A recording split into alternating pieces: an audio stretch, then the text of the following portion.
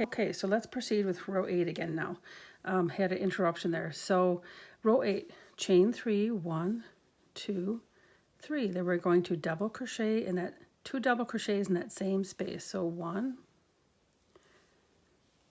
and 2. Then we repeat that other pattern of chain 1, skip 1. I just did the chain 1, so we're going to skip 1 and then double crochet in the next 3 stitches. Whoops, I got to get all the loops. So it's 1, 2, and then 3 in that little chain 1 space from the previous row.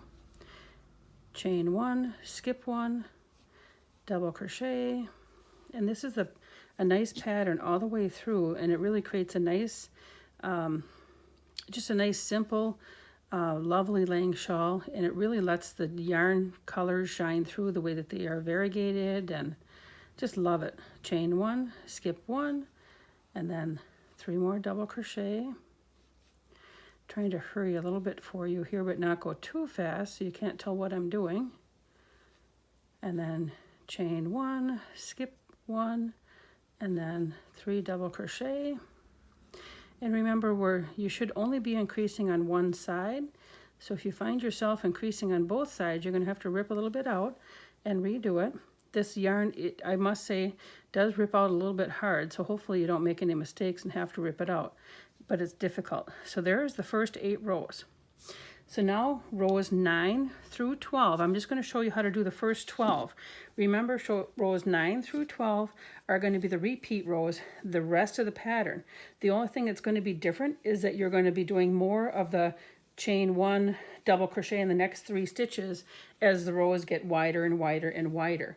But the starting and ending points of each row is what's going to be a little bit different each row.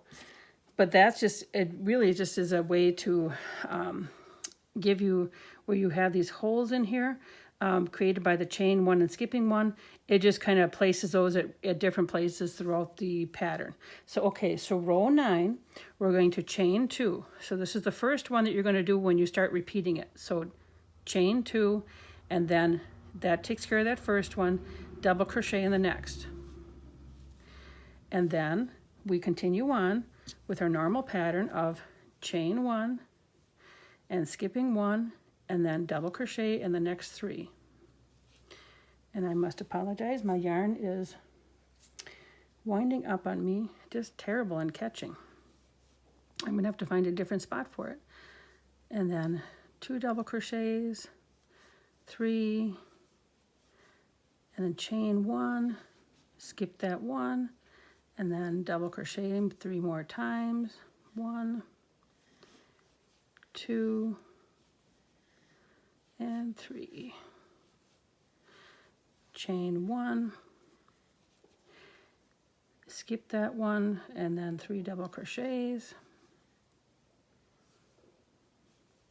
Here we go, 2, and then here's my third, and we just got a little bit more left. Chain 1, skip 1, and this yarn here on the end is a little bit darker, so it's a little bit hard to see, but those holes are there.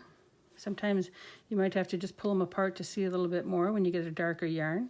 3, and then in the very last part here, we're going to do ending with 3 double crochet in that last stitch. So here we go, 1, 2, and then 3. So row 9 is complete. So let's go on with 10.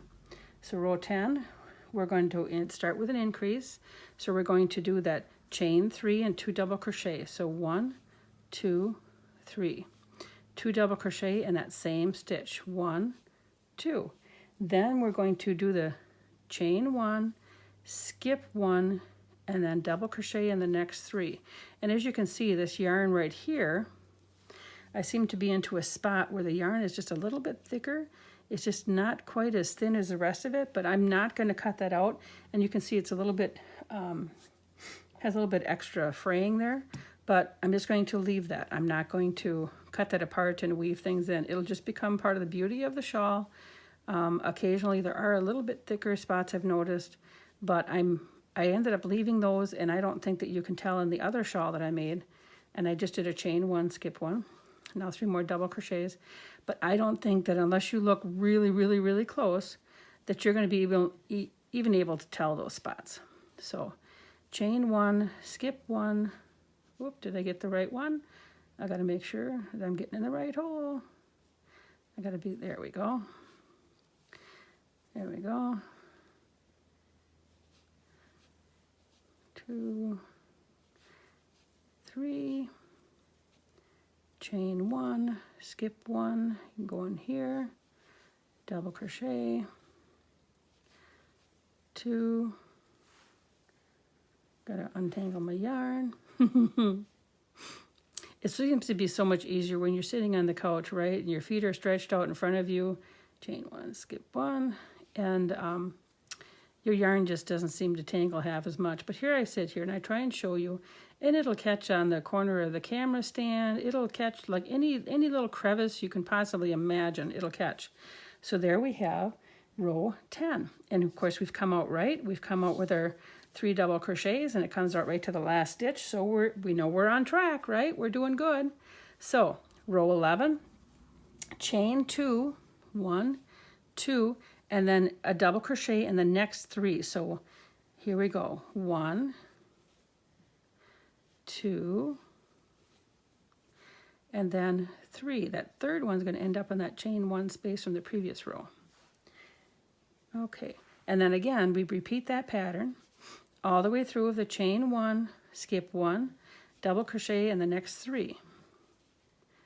So that's easy enough to do, right? And so this is where after a little bit, I actually have the pattern printed out so that I don't forget how each row starts out. But then, oops, but then you really don't have to look at it a second time while you're actually completing the row. So it's just a nice one to watch TV with, because once you know the first starting of the row, you can finish the rest of the thing very well. And I love easy patterns. And this is, I think, another nice easy pattern with very beautiful results. You just kind of let the yarn shine through. And then we're getting to the end. Here we go. Yeah, okay, chain 1, skip 1, and then let me see if I'm seeing these correctly here. I think I am. I think I'm doing this right. We're going to find out. 3. Okay. And then chain 1, skip 1, double crochet, and then in the very last stitch we're going to do 3 double crochets. Here you go, 1, 2, and we're going to be also coming up on our last row of the repeat. So I'm going to get a little bit more yarn.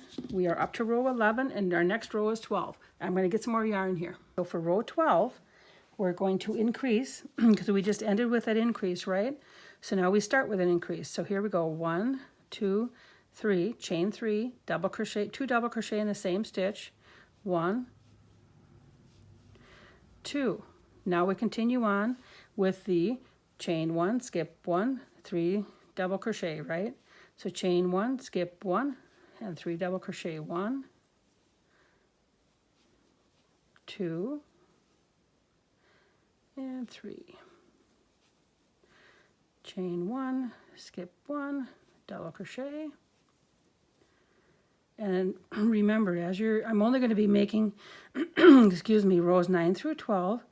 I'm sorry, the rows 0 through 12, because rows 9 through 12 is your repeat rows.